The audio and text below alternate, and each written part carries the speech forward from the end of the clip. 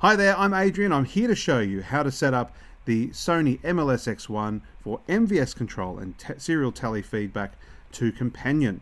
There is a wonderful video from the Sony Europe team on how to actually configure the buttons, but they don't show this part of the setup, which I think is incredibly important.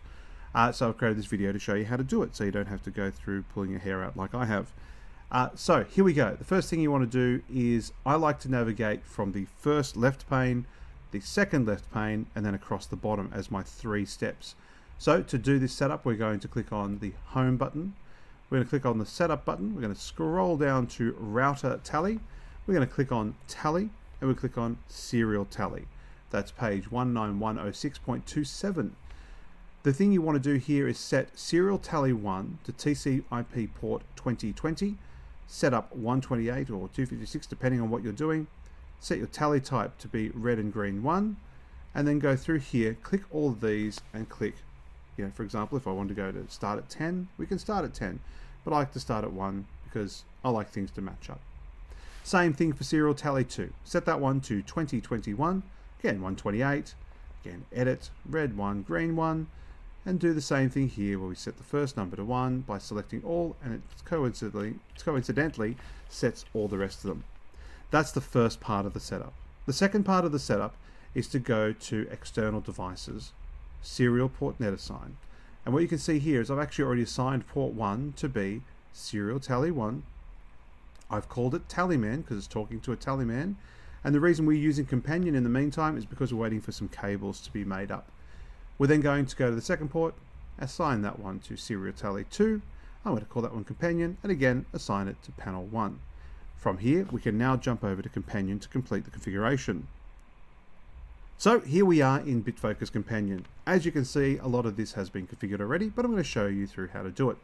The first thing you want to do is go to your connections page, and under search, we're going to type Sony, and we're going to look here. This is the one that's got the MLS-X1. We're going to add that one. That will then give you this wonderful thing here. I've labeled mine Sony Switcher-VMU1 because there are 3 video mixer units within this configuration. We have here, I've put in the IP address of the MLS-X1, and I've put the target port to 2021. I've also selected the MLS-X1 here under model, and under advanced settings I've set the interval rate to 100 milliseconds because I like to actually get a bit more of a snappy tally information out of it.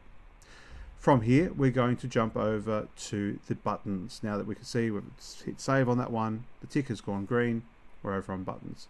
I've already configured some cross point buttons here, but I'll show you how to do the exact same thing. So from here, we're going to click on a button.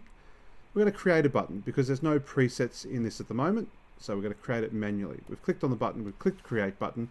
Now I'd like it to take the name of whatever the MLS-X1 has, and so in order to do that, I'm going to come over to my variables.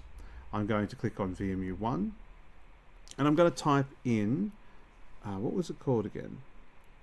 I think it's called source. And we're going to scroll down a bit, and we can see our key sources. We can now see our direct sources. So I'm going to get input 4, which is source 4. I'm going to click copy beside the variable. We want to grab the variable, not the value. I'll come back to my button, click on it again. I'm going to paste that value in here. As you can see, it's pulled the name directly from the MLS-X1. But if we click that button by holding shift, nothing happens yet. So we've got to create some actions.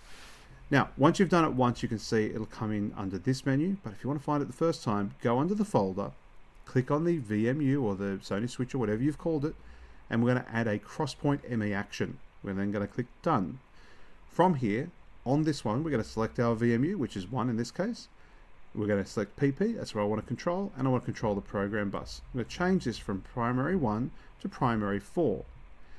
Now, the other thing I like to do is immediately add feedback. Again, once you've done it once, you've got it here, but here's how you get it. Click the folder, VMU1, the selected source is on selected bus of ME. So it basically tells us, is this source on ME? It's lit up because currently input 1 is selected as a feedback for this button, but I want input 4. From here, we can now hold down shift to test it. So as you can see, these ones cut.